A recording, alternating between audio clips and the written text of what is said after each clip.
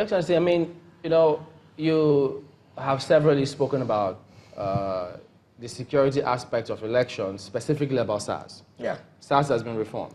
But there are those who say now that why should they continuously believe you when you talk about your intel about what's going to happen to SARS or your police commissioner in Rivers when at the time you said you had funds or laid claim to some of the funds in Lagos about the NIA funds or thereabout. They say you didn't follow that up. And so they wonder, where did you get intel that what's going to happen in Rivers will happen? You see, when you say SARS has been reformed, I don't want to go into that. I don't know the reformation or how it has come about. You see, don't be carried away by media. It's not been restructured? Of course. Restructured how? Restructured how? Having a central command in Abuja now. What is the difference? Let me know, what is the difference? So police have always been, forget about SARS, police have always been central command. But SARS has never always been. How? The states have influence in SARS. No, it's not true. It's not true. Before now or never, tell me. But they say the CPs usually set up SARS under a certain unit and then they let them No, that's not true.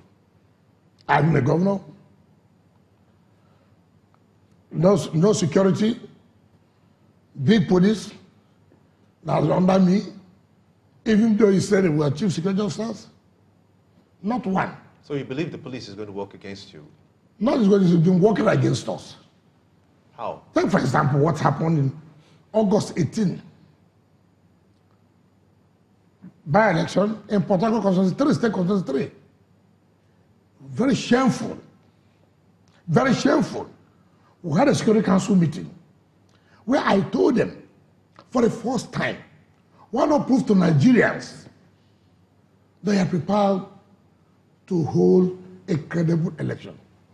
I have said severally that for you to have a credible election, INEC and police, if they agree that there will be a credible election, then you know there will be a credible election. But there was credible elections in Ekiti State. No, please. You are not in Ekiti State. Let's talk about what happened in Rivers. An eye-opener. The CP, my own commissioner of police, told me that, look, if we cannot supervise ordinary 8 wards, 142 units, then how would he supervise 4,442 units in general election? He told you that? Of course. Of course. What was he driving at?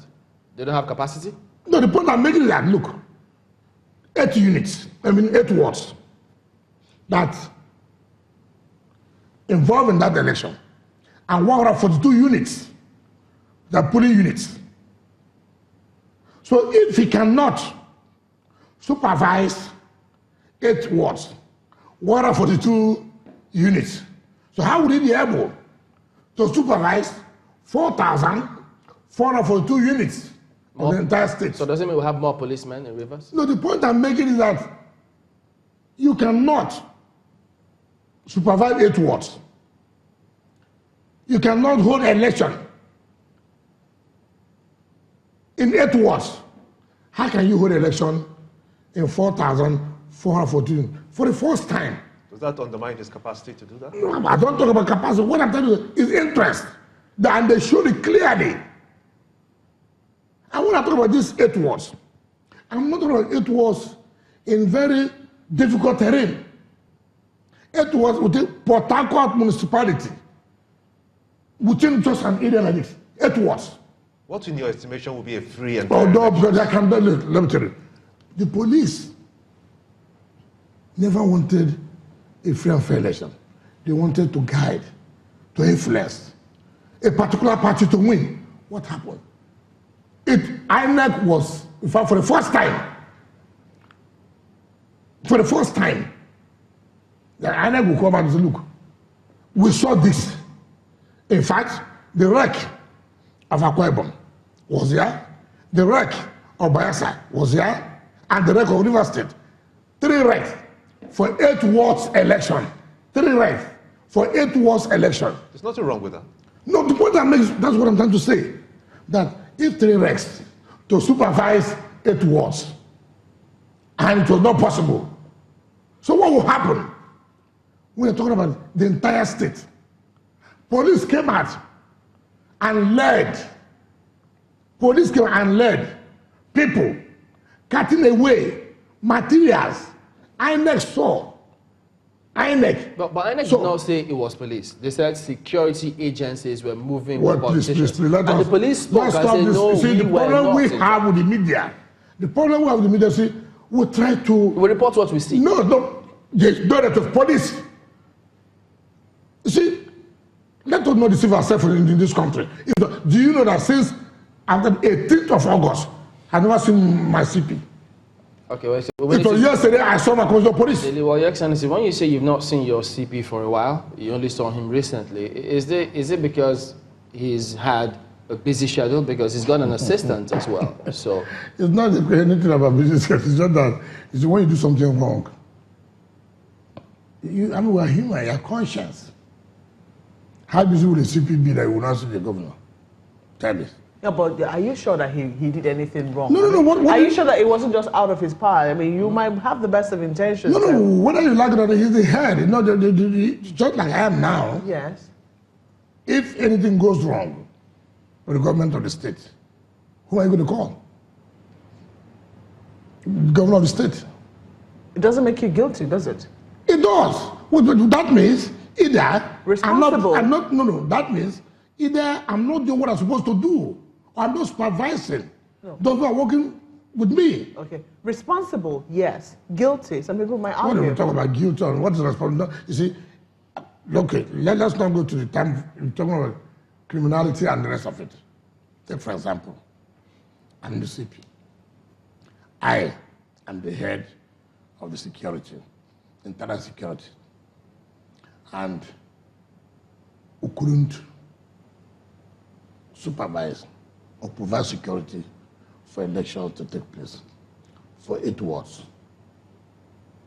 For Christ's sake. For Christ's sake. What are you talking about? When your people failed in the field, you must admit, you must look, yes, we failed. That's the point I'm trying to make. Did he admit that to you? He eventually saw him. So did you have that conversation? I've not even discussed with him. I was going out. I said, CP, this is and I'm seeing you for the first time. How are you? Fine. Fine. I went off. You see, I have told people, and we must know it very well.